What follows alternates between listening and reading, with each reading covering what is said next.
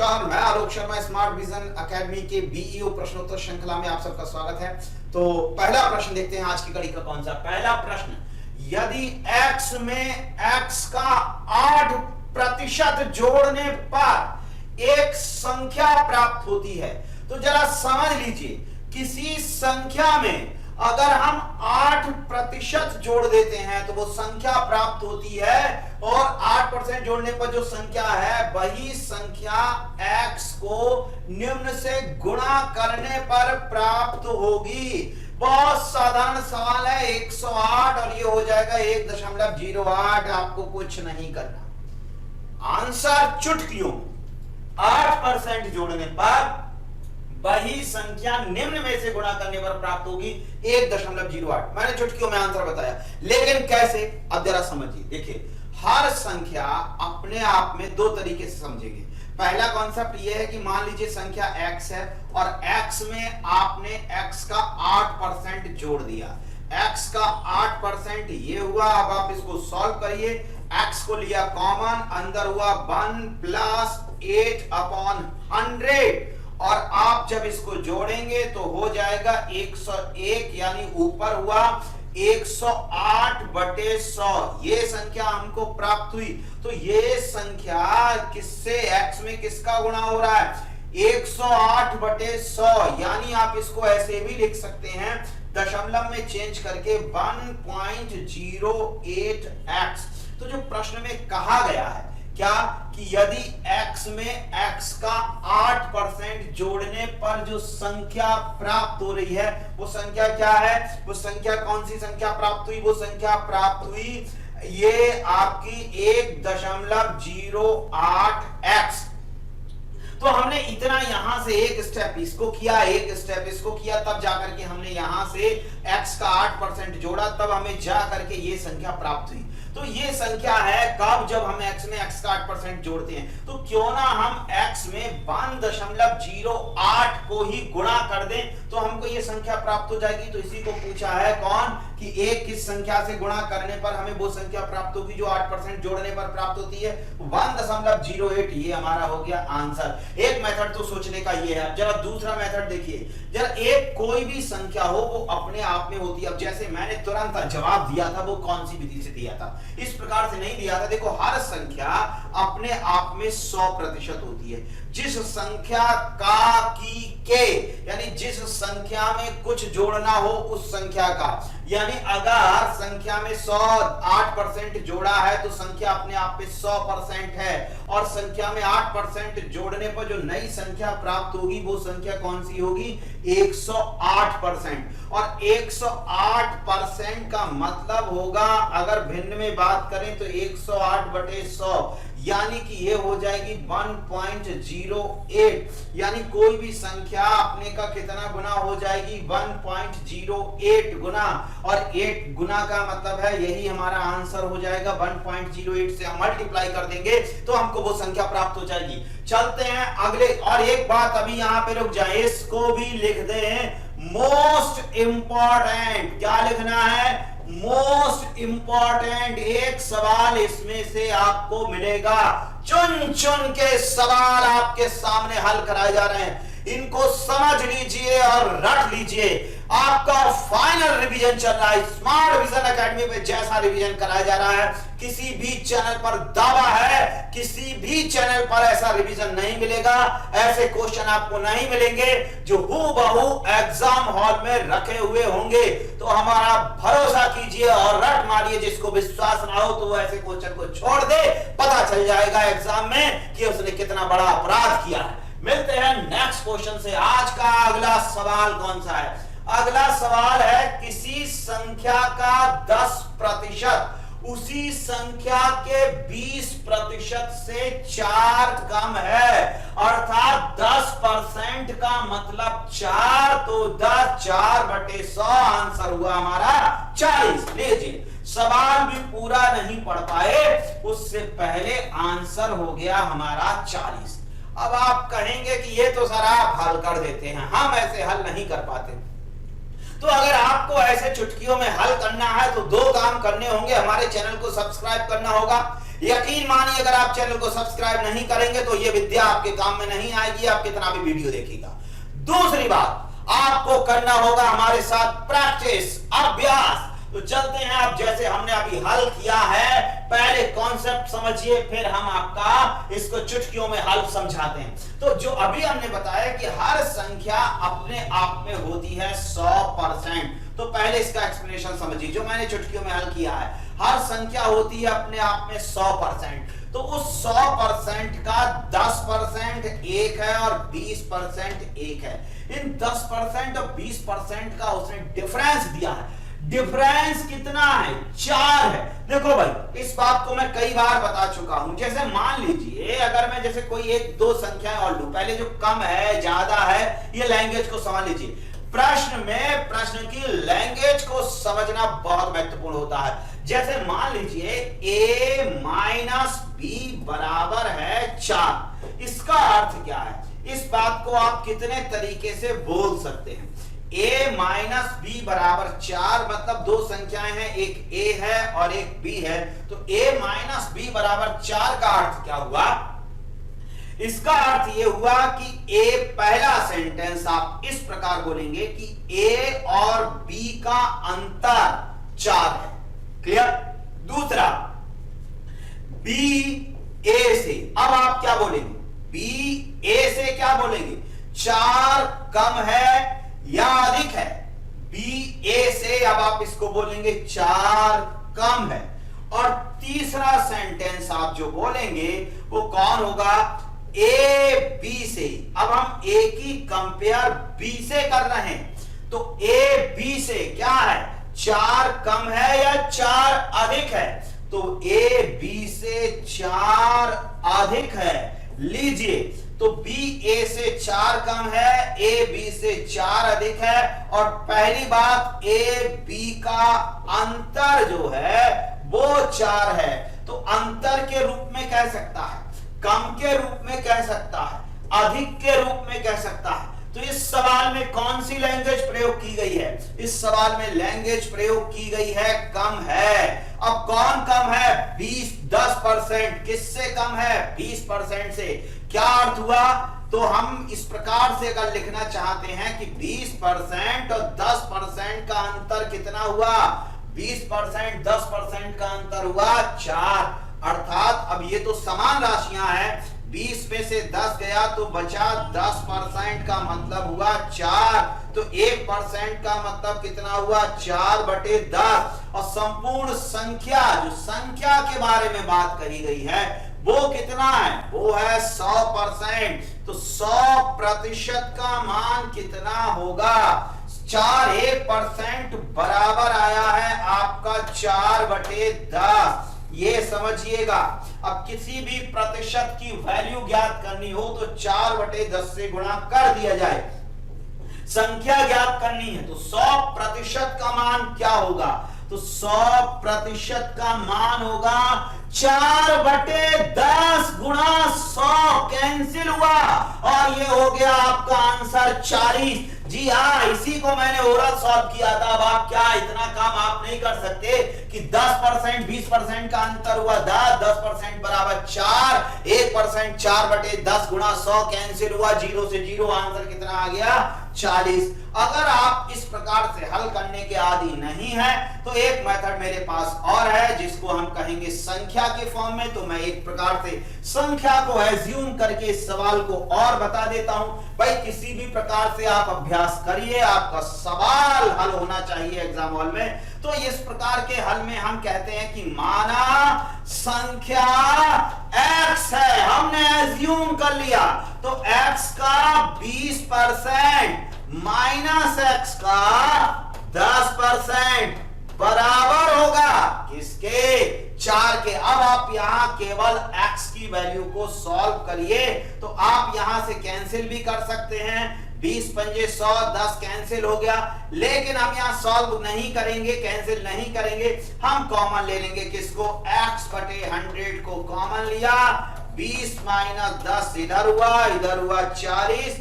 10 इधर बचेगा, 10 से 10 कैंसिल, 10 इधर जाएगा, कैलकुलेशन अपना अपना, तो x बराबर आपका आंसर आ गया 40, विकल्प सही है डी। मिलते हैं अगले क्वेश्चन से। अगला क्वेश्चन आपकी स्क्रीन पर इस प्रकार से है, बहुत महत्वपूर्ण प्रश्न, एक प्रकार का सवाल इससे भी आपको मिलना है भाई। अगर 20 से 25 क्वेश्चन आपके पूछे जाने हैं तो एक प्रकार इस प्रकार का कि जिसमें दो विषय से संबंधित सवाल दिया गया होता है और इसमें पूछता कितने फेल हुए, कितने पास हुए, कितने क्या हुए। तो चलिए जरा इस सवाल को हम देखते हैं क्या है ये सवाल। ये है कि किसी विश्वविद्यालय की परीक्षा में 30% छात्र, कितने परसेंट, 30% छात्र किसमें, गणित में अनुत्तीर्ण हुए। भाई गणित में तो अच्छे अच्छे फेल हो जाते हैं, तो 30% हुए, कौन बड़ी बात है। 40% छात्र भूगर्भ विज्ञान में तथा 20% छात्र दोनों विषय में। अब दो विषय हैं, एक तो दिया है गणित और एक दिया है भूगर्भ विज्ञान। भूगर्भ विज्ञान में भाई ज्यादा फेल हो गए, पेपर कठिन आया होगा। और गणित में कितना फेल हो गए, 30%। गणित में कम फेल हुए, भूगर्भ में ज्यादा फेल हुए। इसका मतलब भूगर्भ आपका ज्यादा कठिन हो गया। तो जरा ध्यान दीजिए, गणित में कितना परसेंट फेल हुए, 30। भूगर्भ में कितना फेल हुए, 40। दोनों में कितना फेल हुए, 20। तो आप कहें दोनों में फेल हुए, कुल कितना फेल, इसने पूछा दोनों विषयों में उत्तीर्ण हुए, तो उत्तीर्ण छात्र कितने हैं। अब एक बात समझिए, मान लीजिए टोटल स्टूडेंट हो 100 और हम कहें कि इनमें से कुल 25 छात्र फेल हो गए। 100 में से 25 छात्र अगर फेल हो गए, फॉर एग्जाम्पल इससे अलग बात कर रहे हैं, ये मत सोचिए 25 कहां से आया। 100 में से अगर 25 फेल हुए तो फिर पास कितने हुए, तो जो बचे रह गए वो कौन है, वही तो पास है। तो इसका अर्थ ये हुआ कि अगर हमें ये पास निकालना हो, उत्तीर्ण निकालना हो, तो टोटल में से, टोटल कौन है, कुल होगा हमारा 100%। 100% में से आपको कुल फेल माइनस करना है, तो हमें जो पूछा गया है उत्तीर्ण छात्र, तो हमें कुल पास छात्र की संख्या मिल जाएगी। फिर से सुने, हमें 100% अर्थात कुल छात्रों की संख्या प्रतिशत में 100% होती है। हर राशि अपने आप में 100% होती है, उसमें से कुल फेल को माइनस कर दिया जाए तो बचेगा कौन, कुल पास।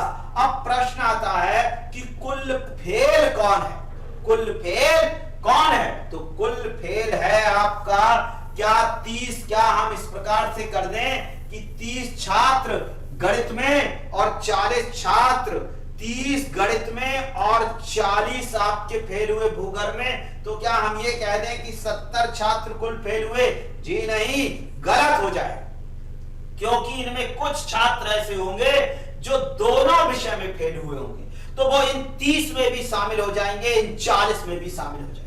ये कम से कम दो घंटे का टॉपिक है, इसलिए मैं बहुत ज्यादा डिटेल में नहीं लेकर के जाऊंगा, आपको सीधे मेथड पे आता हूं कि आपको कुल फेल अगर ज्ञात करना हो या कुल पास ज्ञात करना हो, तो इसका अर्थ है मैं यहां पे लिखता हूं टोटल। तो पहले सेट के एलिमेंट, मतलब चाहे ये सेट के एलिमेंट से मतलब है, चाहे ये कहता गणित में पास हुए, चाहे ये कहता गणित में फेल हुए, अगर ये चाहे फेल की बात करता है तो पहले सेट के एलिमेंट, तो अगर हम यहां से पहले सेट के एलिमेंट को लेंगे x, दूसरे सेट के एलिमेंट को लेंगे y, और दोनों में जो कॉमन होगा उसको करेंगे माइनस। फिर से समझे, दोनों को जोड़ के, दोनों सेट के एलिमेंट को जोड़ के कॉमन को करेंगे माइनस, तो हमें एग्जैक्ट संख्या प्राप्त होगी। अब चलिए, 30 फेल हुए पहले में, 40 फेल हुए दूसरे में, दोनों में फेल हुए 20, तो अब कुल फेल कितना हुआ, कुल फेल हुआ हमारा 50% छात्र कुल फेल है। और रही बात कुल छात्रों की संख्या जो कि परीक्षा में बैठे वो है 100%। अब 100% में से 50% अगर फेल हो गए तो बचे कितना? बचे 50% जो कि आपके पास हैं। तो हमारा विकल्प कौन सा सही है? बी। तो इस सवाल को भी आप ओरल लगा सकते थे। कैसे? एक बार जरा फिर से देखें, मैं इसका स्क्रीनशॉट ले लें, मैं रिमूव करता हूं। इस प्रकार से सवालों में आप सीधे करेंगे 30, 40, 70 माइनस 20, 50 और 100 माइनस 50। अब इसमें क्या लिखने की जरूरत है? 100 माइनस 50 कितना आंसर आया? 50। आप इसको डायग्राम से भी बना करके हल कर सकते हैं, लेकिन डायग्राम से हल आप देखेंगे नेक्स्ट अगले वीडियो में। फिर किसी वीडियो में मैं डायग्राम से हल कराऊंगा। आज के इस वीडियो में चलते हैं नेक्स्ट क्वेश्चन की ओर। अगला सवाल अच्छे की हवा उड़ा देगा, दावा है। एक बार आप जरा ईमानदारी से इसको हल करके दिखाइए, आंसर मत देखिए, फिर बताइए कितने लोगों का सवाल ये सही हुआ है। देखने में सरल है, लेकिन आपके चेहरे की, आपके दिमाग की हवाइयां उड़ा देगा। और एक सवाल इस सिंप्लीफिकेशन से आना ही आना है। तो भाइयों इस पे क्या लिखोगे? इस पे लिखोगे कमिंग सून। आपका ये क्वेश्चन समझ लो पेपर में छप चुका है, मुझे स्पष्ट दिखाई दे रहा है। इस प्रकार की सकल सूरत का एक सवाल पूरा का पूरा पेपर में छप चुका है। तो चलिए जरा पहले अपने से हल करने की कोशिश करिए, जरा देखिए आपके दिमाग में कितना दम है, दिमाग का दम दिखाइए। अब तब तक हम इसको करते हैं हल। 25 5 30, 25 5 30 एक हुआ, 1/5 का 1/25 डिवाइडेड 1/25, 25 तो ये होगा, और 2 पंजे 10, 5 25 माइनस 1, 5 5 25 24, 24 माइनस, अब इधर 2 कैंसिल हुआ, 5 दूनी 10, तो फिर 24 माइनस, इसका अर्थ हुआ बचा कैंसिल हुआ, 25 माइनस 24 आंसर हुआ 1। अब आप सोच रहे हैं कैसे सॉल्व हुआ है? भाई मैंने इसमें कुछ लिखा ही नहीं, लिखने की जरूरत ही नहीं पड़ी। क्यों नहीं जरूरत पड़ी? इतना बड़ा सवाल और मैंने ऐसे ही हल कर दिया। अरे कोई ताज्जुब वाली बात नहीं, आप भी हल कर सकते हैं, लेकिन आपको जानना होगा एक नियम। वो नियम कौन सा है? एक नियम है बोर्ड मास का नियम। बोर्ड मास का मतलब, बी का मतलब होता है ब्रैकेट, ओ का मतलब होता है ऑफ, डी का मतलब डिवीजन, एम का मतलब मल्टीपल और एडिशन और सब्ट्रैक्शन। तो इनमें से कोई भी आप पहले करें, लेकिन ध्यान दीजिए सबसे पहले इसमें जो कंफ्यूजन होता है वो ऑफ और डिवीजन में होता है, डिवीजन और मल्टीप्लिकेशन में होता है। तो कुछ बातें मैं इससे संबंधित आपको बता दूं।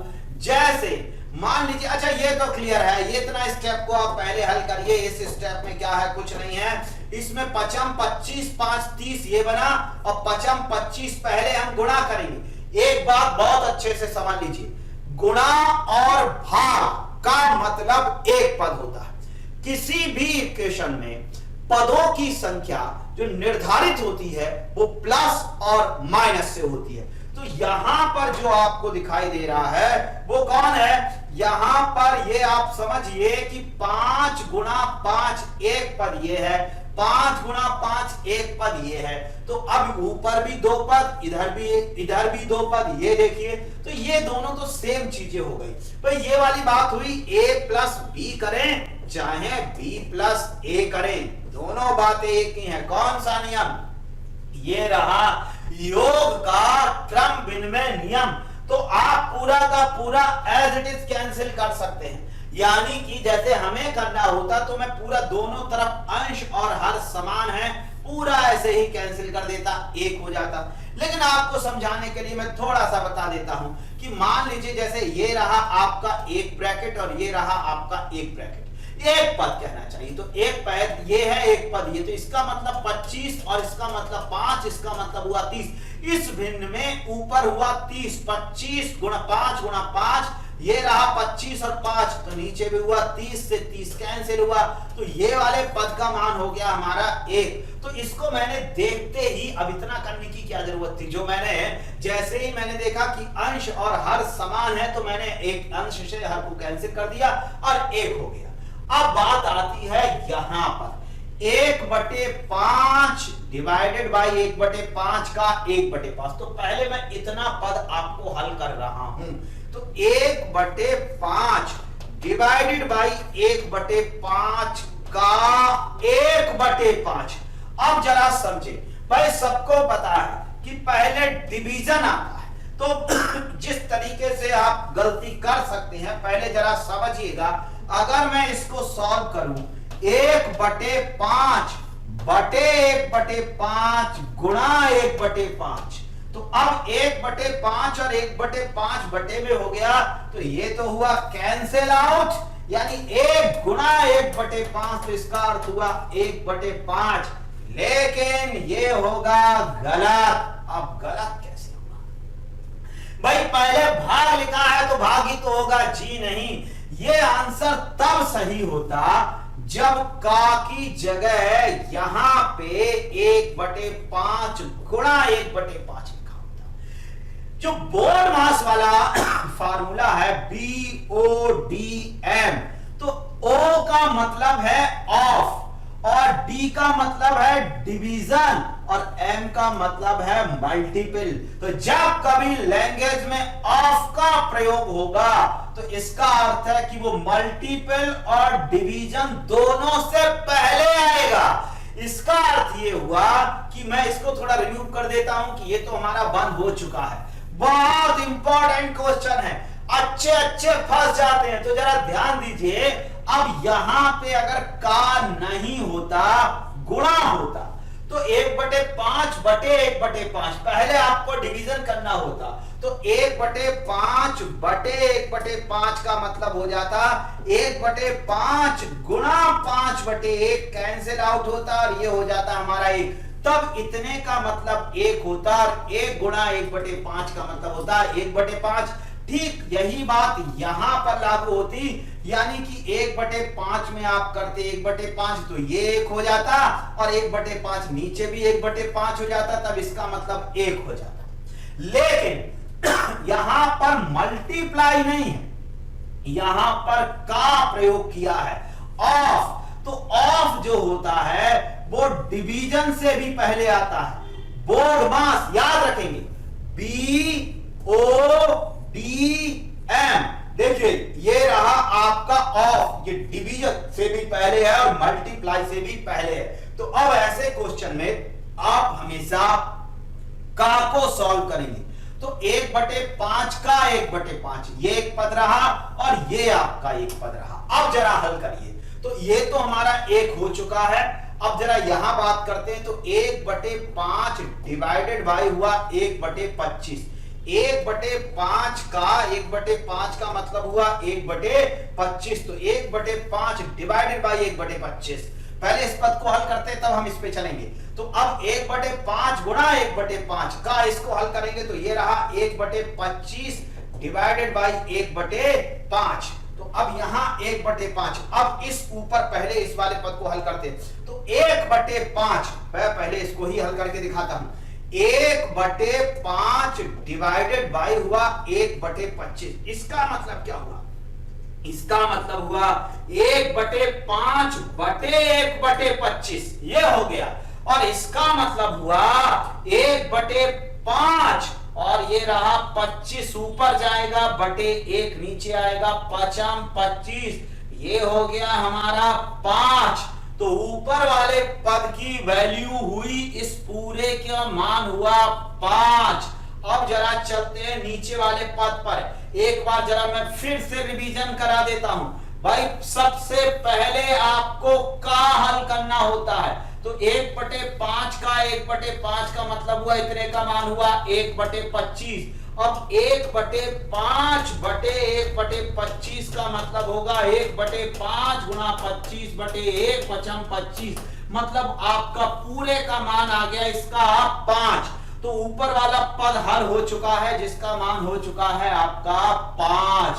अब चलिए इसका हल करते हैं। तो अब यहां पर भी का है, तो पहले आपको का वाला हल करना होगा, यानी 1/5 का 1/5 डिवाइडेड बाई 1/5। इसका मतलब हुआ 1/25 डिवाइडेड बाई 1/5।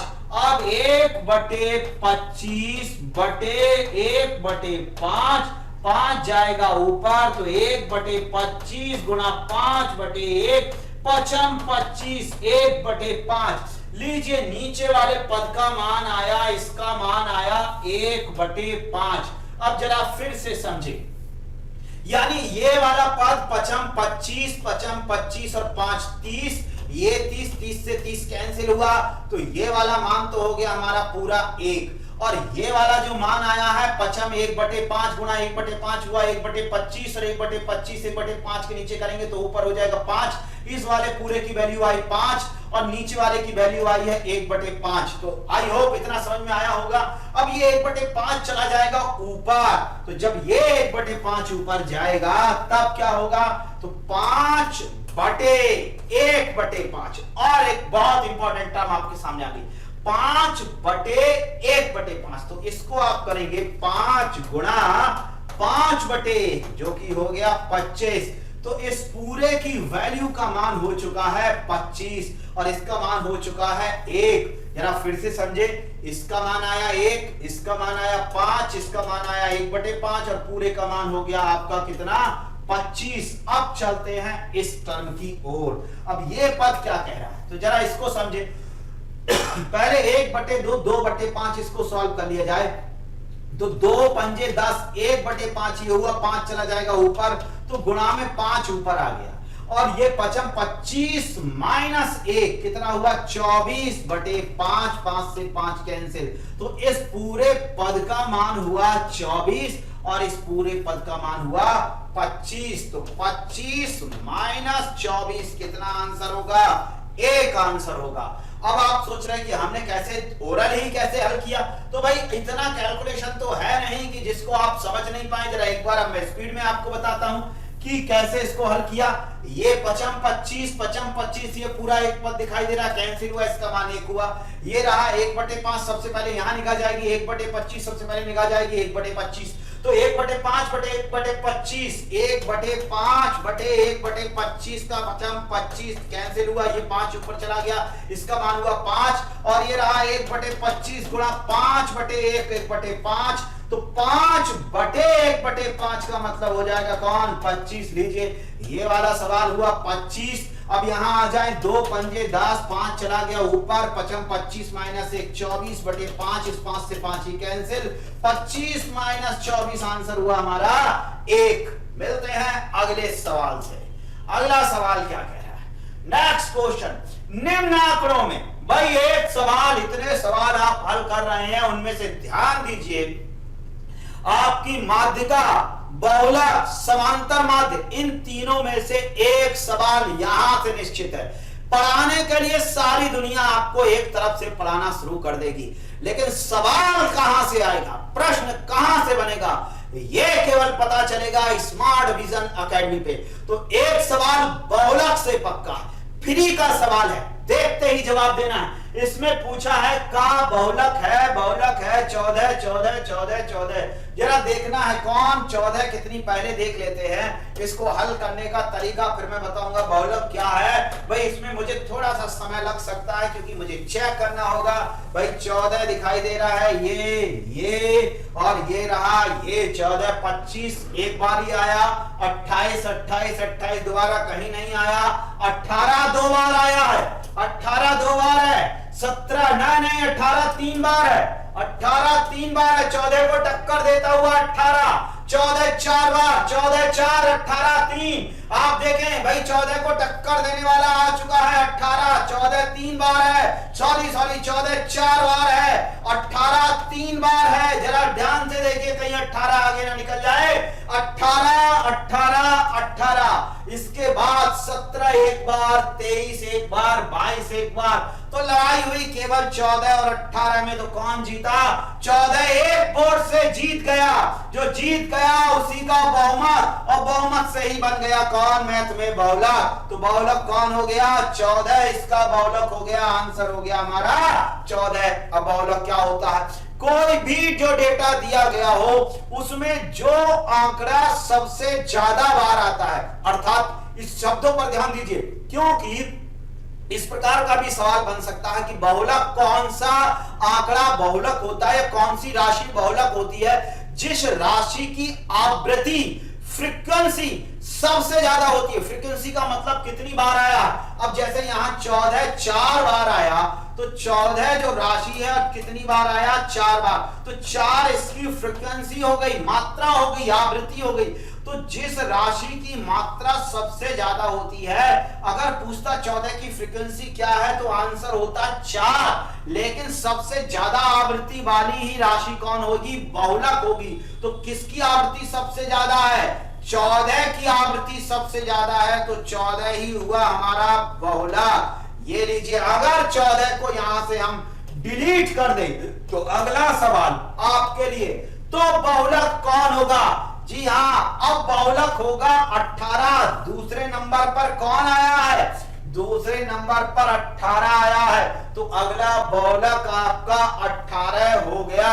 तो इस वीडियो में इतना ही, और भी मस्त क्वेश्चन, जबरदस्त क्वेश्चन जो आने हैं स्मार्ट विजन एकेडमी पे आपको मिलेंगे। तो फिर लाइक शेयर सब्सक्राइब मत करना भूलिए, नहीं तो पाप लगेगा। नमस्कार, स्मार्ट विजन एकेडमी ऑनलाइन परिवार में मैं के सिंह बीईओ क्रैश कोर्स निःशुल्क प्रश्नोत्तर भाग भारतीय अर्थव्यवस्था के साथ एक बार फिर से आपका बहुत बहुत स्वागत एवं अभिनंदन करना चाहता हूं। जैसे हमारे भाई बहन सभी को पता है कि बीईओ के एग्जाम डेट फिक्स हो चुके हैं, निश्चित करा दिए गए हैं कि ये निश्चित होंगे। अब ये होंगे कि नहीं होंगे, ये कोरोना कोविड-19 महामारी के अनुसार ही तय किया जाएगा। लेकिन आप अपने माइंड को मेकअप कर लीजिए कि प्रश्नोत्तर भाग बीईओ के लिए बहुत ही लाभदायी होने वाला है, क्योंकि जैसे जैसे आपको समय मिल रहा है वैसे वैसे चीजें आपके साथ पहुंचने में सुविधाएं भी हो रही हैं। और आप देखेंगे कि इस माइंड में आप पूरी तरीके से कंसंट्रेट, एकाग्रचित कर लीजिए कि बीईओ का एग्जाम उत्तर प्रदेश लोक सेवा आयोग के द्वारा कराया जा रहा है। तो उत्तर प्रदेश लोक सेवा आयोग के द्वारा जो एग्जाम कराए जाते हैं उसके प्रश्नों के लेवल ऑफ स्टैंडर्ड वो थोड़ा सा इंक्रीज हो जाते हैं या बढ़ जाते हैं।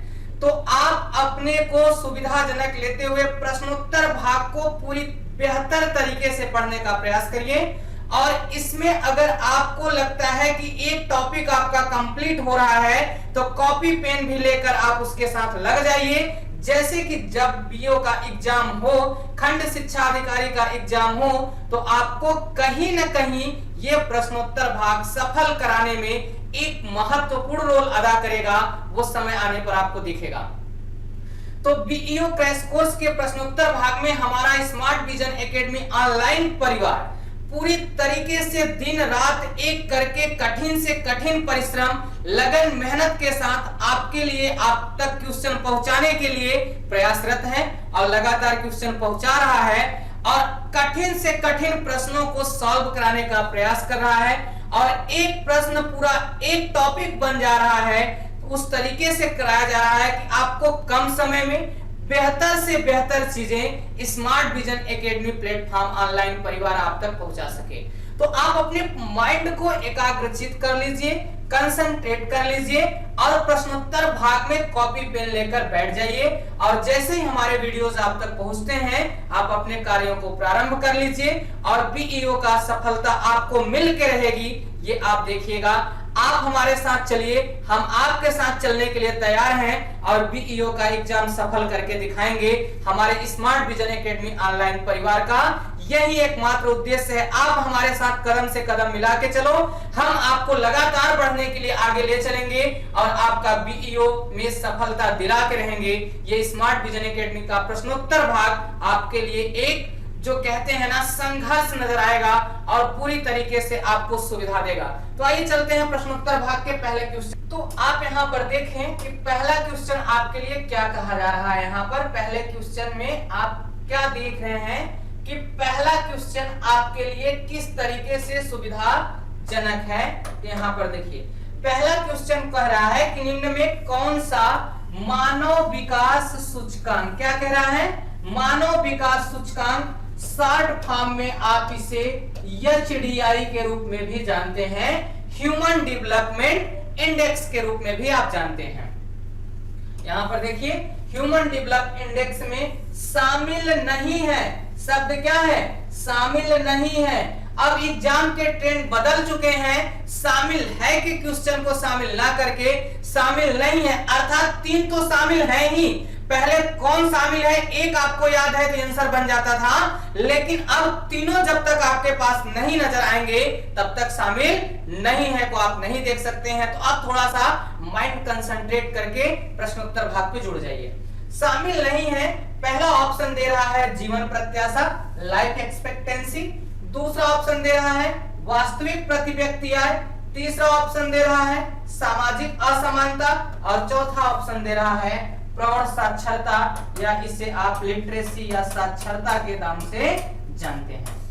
तो अब हमारा कहने का तात्पर्य है कि कौन कौन शामिल है पहले देख लिया जाए, तो नहीं है तो अपने आप हो जाएगा। तो इसके लिए अब देखिए हम चलते हैं अपने होम पेज पे और वहां दिखाते हैं कि क्या क्या शामिल है, और मानव विकास सूचकांक का निर्धारण से अगला क्वेश्चन अगर एग्जामिनर बनाता है तो कैसे बनाता है। तो आइए चलते हैं हम। तो यहां देखिए आप, अगर यहां पर देखेंगे तो पहला क्वेश्चन है आपका मानव विकास सूचकांक। पहला क्वेश्चन बन रहा है आपके लिए मानव विकास सूचकांक या ह्यूमन डेवलपमेंट इंडेक्स या HDI। ह्यूमन डेवलपमेंट इंडेक्स या HDI मानव विकास सूचकांक। तो देखिएगा मानव विकास सूचकांक का निर्धारण, मानव विकास सूचकांक का निर्धारण सर्वप्रथम, सूचकांक का निर्धारण सर्वप्रथम, पहली बार निर्धारण सर्वप्रथम 1990 में आया। 1990 में, ध्यान में रखना, सर्वप्रथम 1990 में प्रकाशित हुआ, 1990 में प्रकाशित हुआ। अब यहां पर देखिएगा दूसरा बनता है कि 1990 में किसके द्वारा प्रकाशित किया गया, तो HDI का निर्धारण, HDI का निर्धारण यहां पर देखेंगे, HDI का निर्धारण सर्वप्रथम 1990 में UNDP जिसे आप कहते हैं United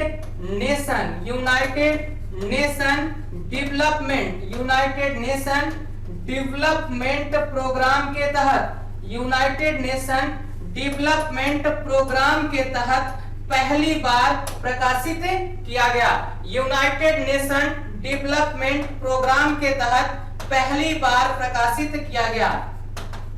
United nation development programme के द्वारा प्रकाशित किया गया। अब यहां पर देखिए कि आपको पहला शब्द मिला 1990 और पहली बार निर्धारण मिला UNDP। अब आगे अगर आपसे देखें हम, तो यहां पर आप देखेंगे कि इसके निर्धारण में भूमिका किसकी है, इस पर देखिएगा। तो देखिएगा कि HDI के निर्धारण, मानव विकास सूचकांक के निर्धारण में, HDI के निर्धारण में 2 व्यक्तियों की भूमिका, निर्धारण में 2 व्यक्तियों की भूमिका महत्वपूर्ण, 2 व्यक्तियों की भूमिका, 2 व्यक्तियों की भूमिका महत्वपूर्ण होती है, भूमिका महत्वपूर्ण होती है, 2 व्यक्तियों की भूमिका महत्वपूर्ण होती है। अब जब महत्वपूर्ण होगी तो 2 व्यक्ति कौन है, तो पहले देखेंगे भारत के अर्थशास्त्री, या आप कह सकते हैं पहले व्यक्ति, आप पहले व्यक्ति में शामिल करेंगे, पहले व्यक्ति स्वर्गीय अर्थशास्त्री, पाकिस्तान के पहले व्यक्ति, पाकिस्तान के स्वर्गीय अर्थशास्त्री, पाकिस्तान के स्वर्गीय अर्थशास्त्री, स्वर्गीय अर्थशास्त्री महबूब उल हक, महबूब उल हक के द्वारा, यहां पर देखिएगा पहले स्वर्गीय अर्थशास्त्री महबूब उल हक और दूसरे देखेंगे भारतीय अर्थशास्त्री अमर्त्य सेन।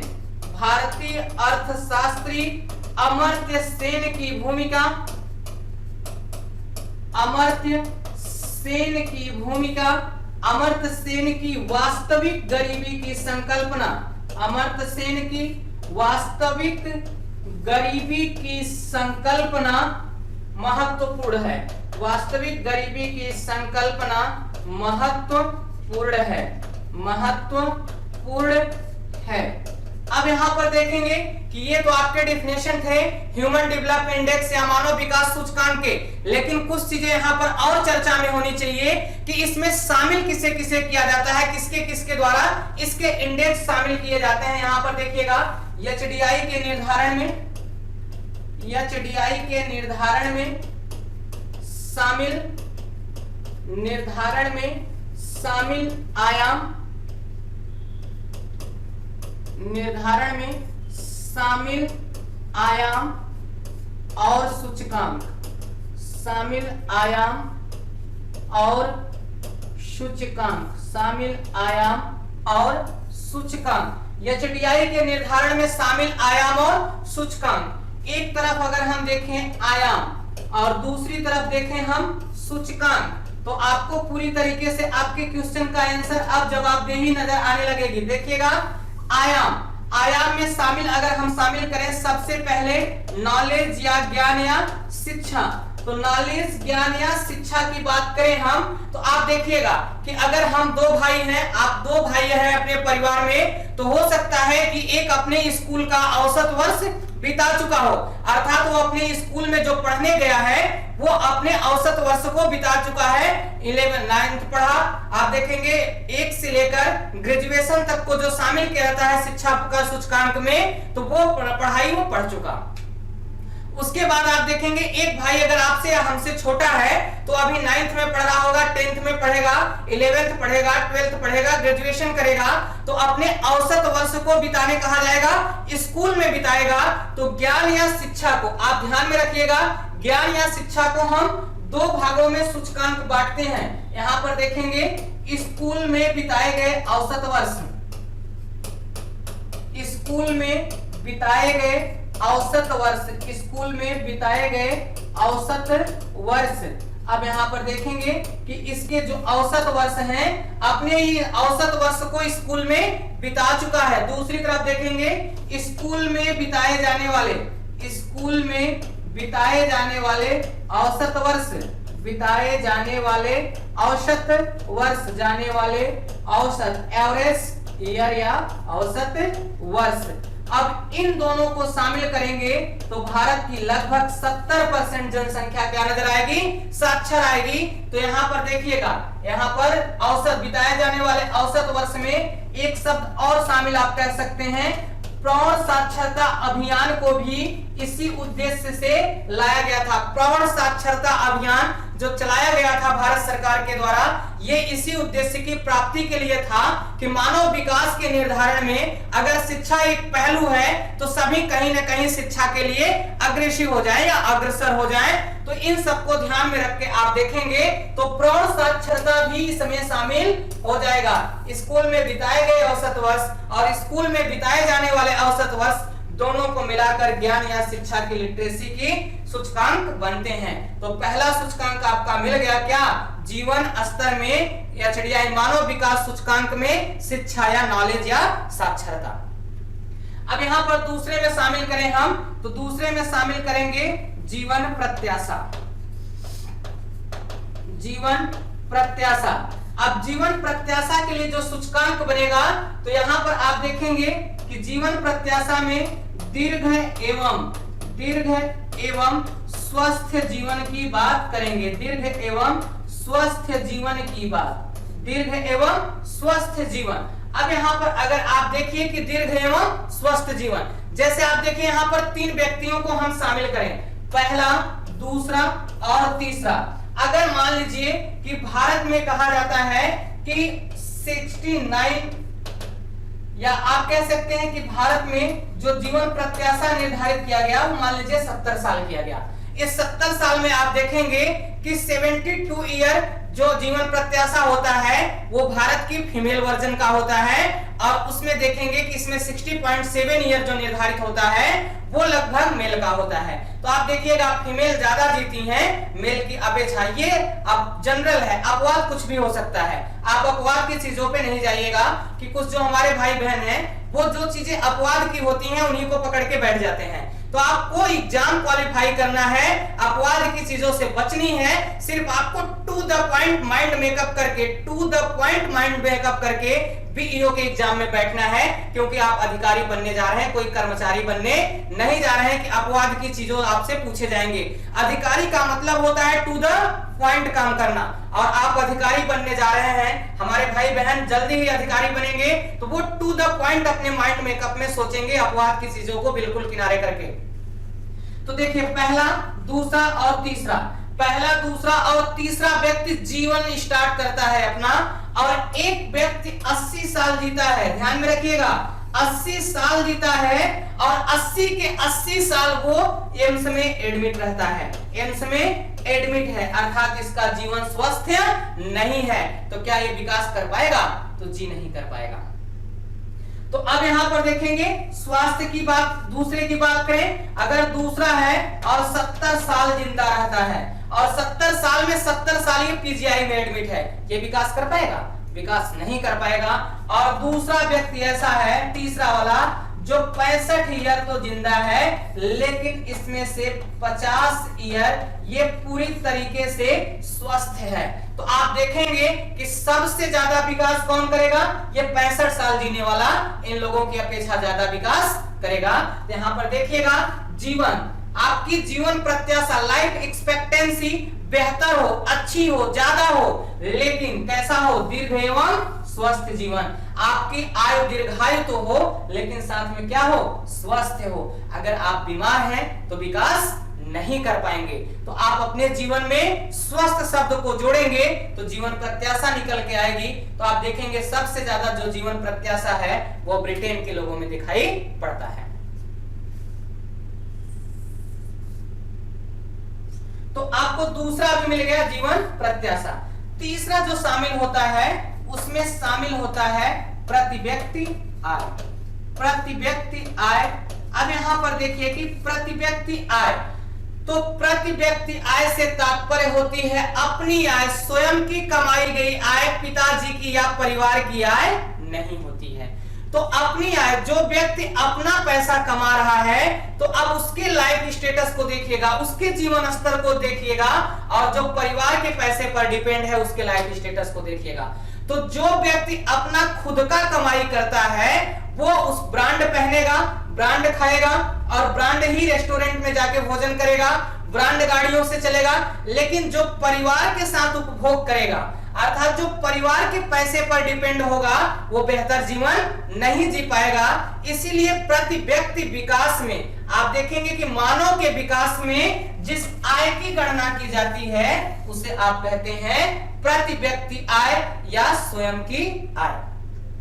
तो अब यहां पर देखेंगे प्रति व्यक्ति आय के लिए निर्धारित किया जाता है आपका जीवन स्तर। यहां पर लाइफ स्टेटस की बात करें, जैसे आप देखो अभी आप खंड शिक्षा अधिकारी नहीं बने हैं, खंड शिक्षा अधिकारी बनने की तैयारी कर रहे हैं। तो अगर कुछ परिवार ऐसे होंगे कि जो महीने के 5,000 अपने परिवार से भाई बंधु पाते होंगे, तो 5,000 में उन्हें 2,000 3,000 रूम का रेंट देना है, फल वाले को भी देना है, सब्जी वाले को भी देना है, दूध वाले को भी देना है, और यातायात खर्च भी देनी होगी।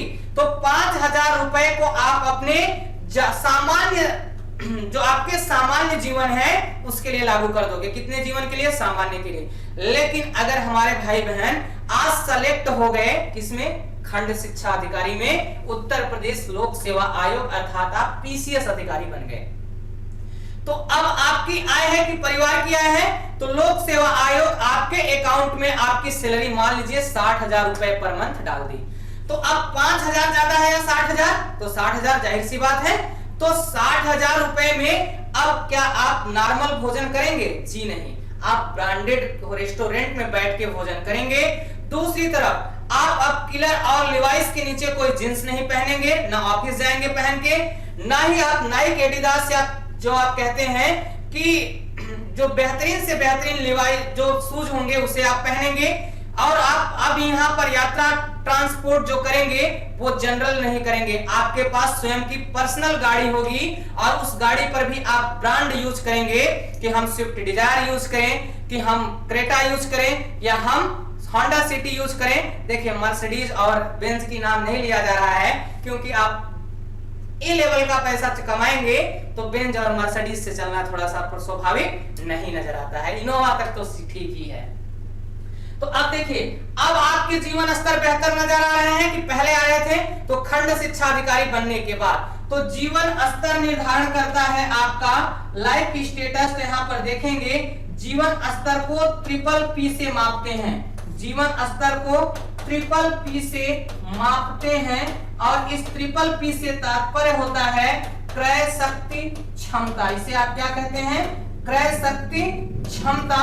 और इसको इस ट्रिपल पी को देखिए, इसका जो फुल फॉर्म आप कहेंगे तो एक होता है आपका परचेजिंग, इसे आप कहेंगे परचेजिंग, दूसरे को आप कहेंगे पावर और तीसरे को आप कहेंगे प्रायोरिटी, इसे आप कहेंगे प्रायोरिटी। तो परचेजिंग पावर प्रायोरिटी या आप कहते हैं खर्च करने की क्षमता या खरीदने की क्षमता ही निर्धारण करता है आपका प्रति व्यक्ति आय। यहाँ पर कुछ चीजें और देखिए, एचडीआई का निर्धारण, एचडीआई का निर्धारण 0 से 1 के बीच किया जाता है। निर्धारण 0 से 1% के बीच व्यक्त किया जाता है। प्रतिशत 0 से 1% के बीच ज्ञात किया जाता है, ज्ञात होता है।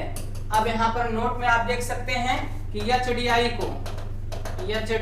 को दशमलव, एचडीआई को दशमलव या प्रतिशत में, दशमलव या प्रतिशत में व्यक्त किया जाता है, प्रतिशत में व्यक्त किया जाता है।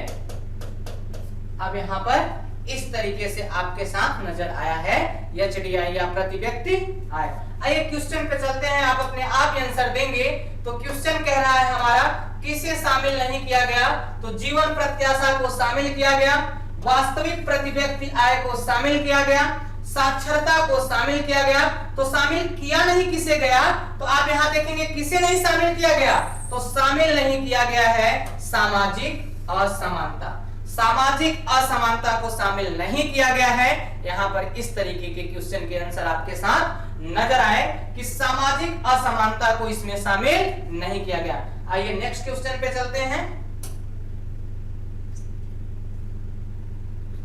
नेक्स्ट क्वेश्चन आपका कह रहा है कि राष्ट्रीय आय, राष्ट्रीय आय देखेंगे किस पर ज्ञात किया जाता है? राष्ट्रीय आय किस पर ज्ञात किया जाता है? तो पहला ऑप्शन है बाजार मूल्य पर निवल राष्ट्रीय उत्पाद, दूसरा है उत्पादन लागत पर निवल राष्ट्रीय उत्पाद, बाजार मूल्य पर निवल देशीय उत्पाद और उत्पादन लागत पर निवल देशीय उत्पाद। ये आपके तो ऑप्शन हो गए राष्ट्रीय ज्ञात करने के आकलन में, यहाँ पर आप देखेंगे।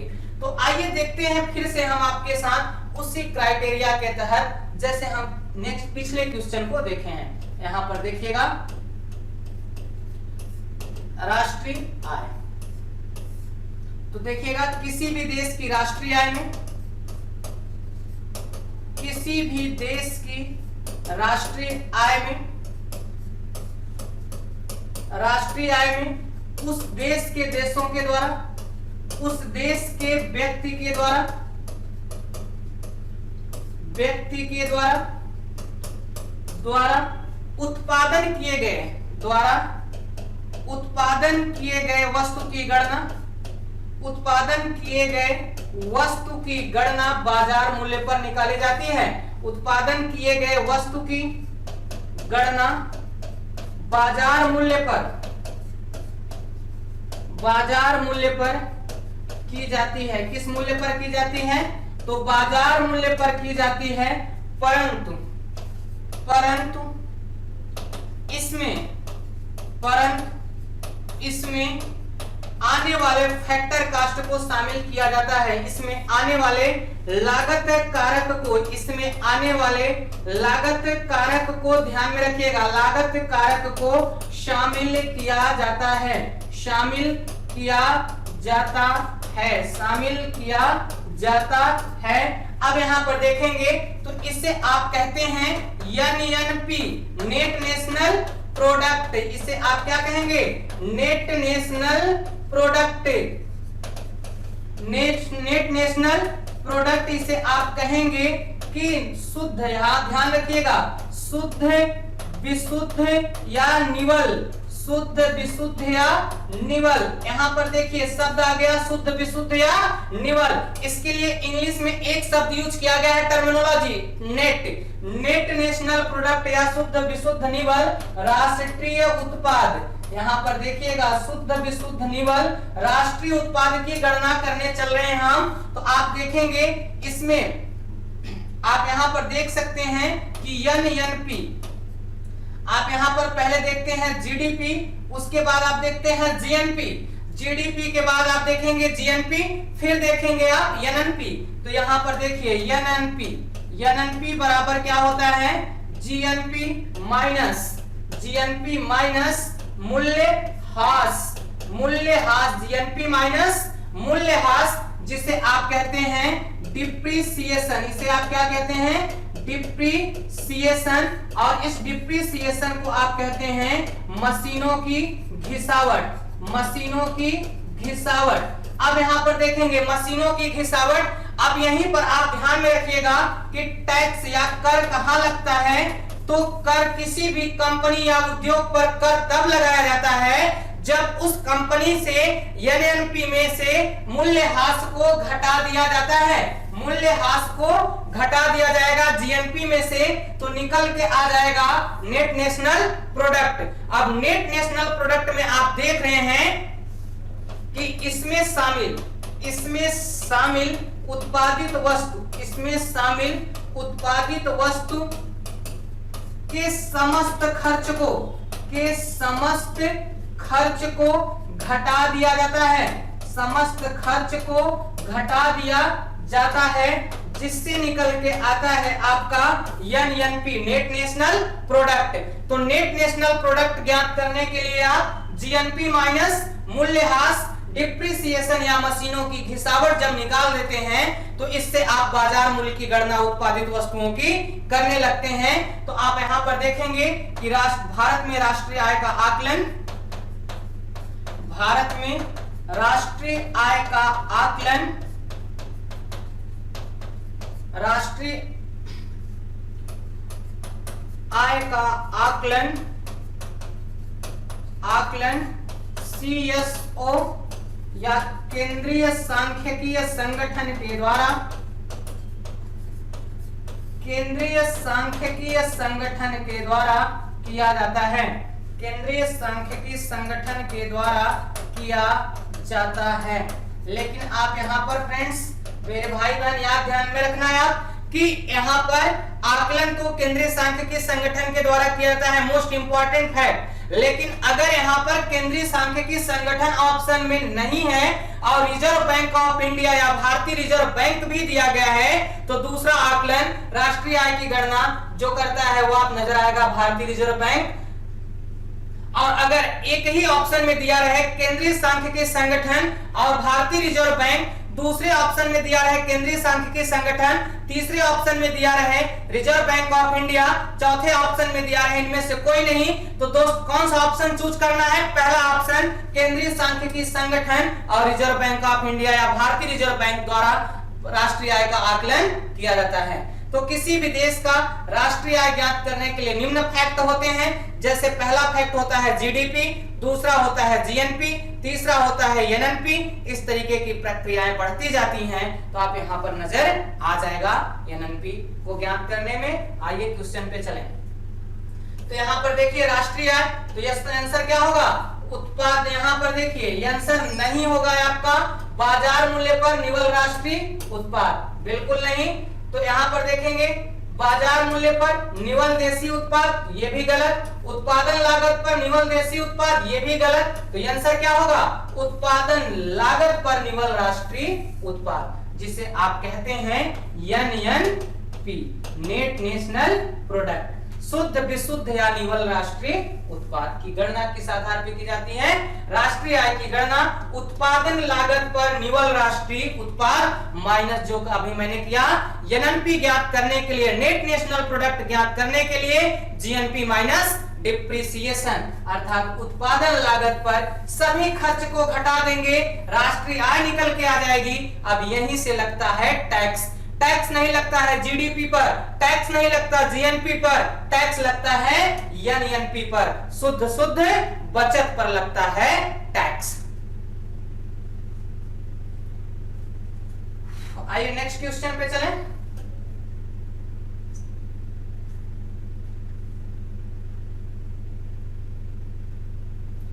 अब यहां पर क्वेश्चन दे रहा है कि किसी देश की, यहां पर देखिए, किसी देश की आर्थिक समृद्धि का सबसे उपयुक्त मापदंड पूछ रहा है। तो सकल घरेलू उत्पाद, निवल घरेलू उत्पाद, निवल राष्ट्रीय उत्पाद या प्रति व्यक्ति वास्तविक आय, ये क्वेश्चन का आपका ऑप्शन है। आइए चलते हैं होम पेज पर, आप स्वतः ही आंसर दे पाएंगे टॉपिक कंप्लीट होने के बाद। तो यहां पर देखिएगा कि सबसे पहले हमें तो ये जानना है आर्थिक समृद्धि, आर्थिक समृद्धि, और यहां पर शब्द लिखा जाए आर्थिक विकास, आर्थिक समृद्धि एवं आर्थिक विकास।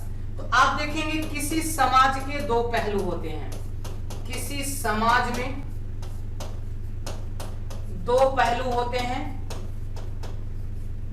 दो पहलू होते हैं, आर्थिक समृद्धि एवं आर्थिक विकास।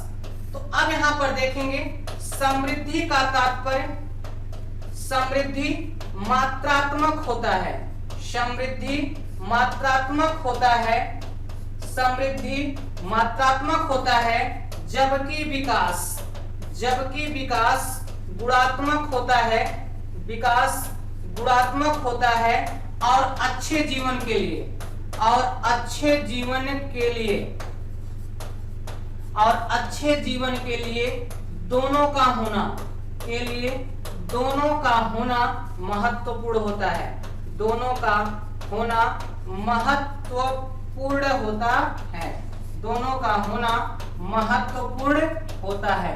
अब नेक्स्ट देखें यहां पर, तो अगर आपसे कहा जाए तो देखिए यहां पर दो परिवार हैं, दो परिवार हैं, एक परिवार में 4 व्यक्ति, एक परिवार, फर्स्ट परिवार में 4 व्यक्ति, 4 में से एक व्यक्ति जो है वो खंड शिक्षा अधिकारी बन गया, खंड शिक्षा अधिकारी बन गया, जिसे आप कहते हैं BEO बन गया। तो आप देखेंगे दूसरा, तीसरा और चौथा कोई काम नहीं करते हैं। अब दूसरे परिवार में आइए आप, सेकंड जो परिवार है इसमें 2 व्यक्ति हैं, सेकंड परिवार में जो हैं वो 2 व्यक्ति हैं और दोनों क्लर्क हैं, दोनों क्लर्क हैं और दोनों 20-20 हजार रुपया कमा रहे हैं। तो टोटल इस घर की आय कितनी है? 20,000 रुपया। अब यहां पर देखिए खंड शिक्षा अधिकारी जो है वो कितना कमा रहे हैं? 60,000 रुपया। तो इस घर की टोटल आय कितनी है? 60,000 रुपया। तो अब देखिएगा अगर आपके घर के आकलन कर लेंगे तो देश का आकलन स्वतः कर लेंगे आप। तो अब देखिएगा यहाँ 60,000, तो इस घर की टोटल आय 60,000 है, तो प्रति व्यक्ति आय निर्धारित करेंगे तो 4 से क्या कर देंगे? भाग दे देंगे। तो इस घर के एक व्यक्ति की आय कितनी हो गई? 15,000 रुपए होगी व्यवहार में, लेकिन देगा कि नहीं देगा 15,000 पर व्यक्ति को, ये रखेगा डिपेंड खंड शिक्षा अधिकारी वाले व्यक्ति को। और यहाँ पर देखिएगा 40,000 है, 2 व्यक्ति कमा रहे हैं, तो 20-20 हजार इनकी स्वयं की आय है। तो इनकी स्वयं की आय है, ये जब चाहेंगे जहां चाहेंगे खर्चा कर देंगे, लेकिन ये स्वयं की आय नहीं है, जब चाहेंगे जहां चाहेंगे खर्चा नहीं कर पाएंगे। तो इस परिवार की प्रति व्यक्ति आय क्षमता कम है, और जब प्रति व्यक्ति आय क्षमता कम है तो उपभोग क्षमता भी कम होगी और परिवार बेहतर विकास नहीं करेगा।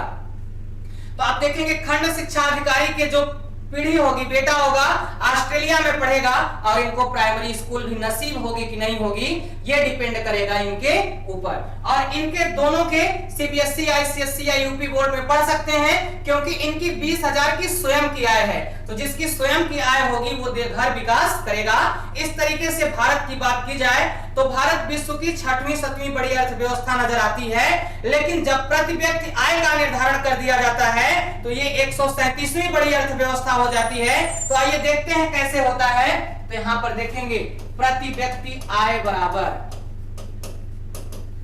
प्रति व्यक्ति आय बराबर जिसे आप कहते हैं पीसीआई या per capita income, per capita income या प्रति व्यक्ति आय। पीसीआई बराबर कुल आय बटे कुल जनसंख्या, कुल आय बटे कुल जनसंख्या। और जब कुल आय बटे कुल जनसंख्या कर देंगे तो ये निकल के आ जाता है प्रति व्यक्ति आय। आइए क्वेश्चन पे चलें।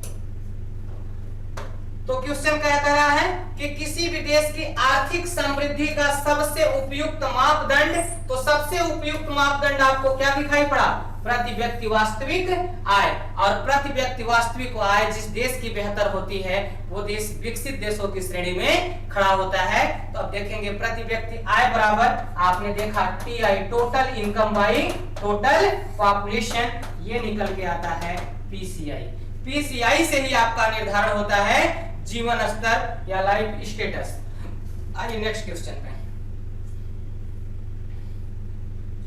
तो अब नेक्स्ट क्वेश्चन कह रहा है आपका हिंदू वृद्धि दर किस वृद्धि दर से संबंधित है? हिंदू वृद्धि दर किस दर से संबंधित है? तो यहां पर आप देखेंगे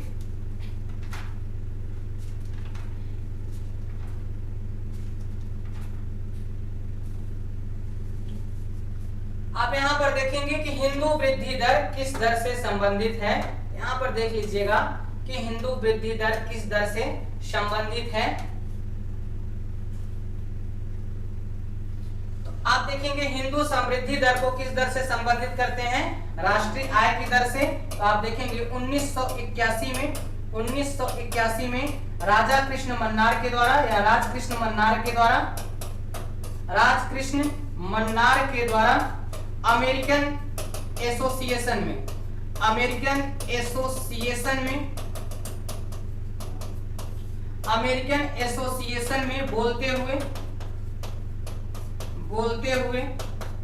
बोलते हुए राष्ट्रीय आय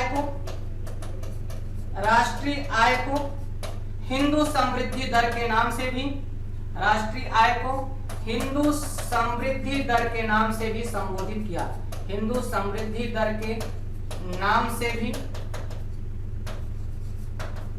से भी संबोधित कर दिया। तो यहां पर इसका आंसर क्या होगा? राष्ट्रीय आय को हिंदू वृद्धि दर या हिंदू समृद्धि दर के नाम से जानते हैं। कब प्रकाशित हुआ? तो 1991 में, माफ करिएगा 81 में। कहा? अमेरिकन एसोसिएशन में किसने किया? राजकृष्ण मन्नार ने। आइए नेक्स्ट क्वेश्चन पे, जो आज का लास्ट क्वेश्चन होगा वहां चलें। तो यहां पर देखिएगा कि भारत की अर्थव्यवस्था कैसी है। तो भारत की अर्थव्यवस्था आप देखेंगे विकासशील अर्थव्यवस्था है, जिसके निर्धारण में 3 प्रक्रियाएं होती हैं, जिनकी जीडीपी 8 या इससे कम हो, 8 या इससे कम। पहला क्राइटेरिया होता है 8 या इससे कम। दूसरा क्राइटेरिया होता है जीडीपी में सेवा क्षेत्र की भागीदारी, सेवा क्षेत्र 60 से 80% के बीच, और जिनकी एचडीआई 0.8 से कम, 0.5 से ज्यादा होती है, 0.5 से ज्यादा होती है, ऐसे देशों को विकासशील देशों की श्रेणी में शामिल किया जाता है। तो भारत इसी क्राइटेरिया को फॉलो करता है, जिसके कारण भारत को विकासशील देशों की श्रेणी में शामिल किया जाता है। तो भारत विकासशील देशों की श्रेणी में शामिल होता है। तो यहाँ रहे आज के हमारे प्रश्नोत्तर भाग 2। आपको पूरी तरीके से सुविधा मिलेगी टॉपिक के साथ। यहाँ पर देखेंगे कि प्रश्न पूरे तरीके से टॉपिक कंप्लीट किए। आगे हम नेक्स्ट प्रश्नोत्तर भाग में मिलेंगे, तब तक के लिए हमें इजाजत दीजिएगा। बेस्ट ऑफ लक, नमस्कार।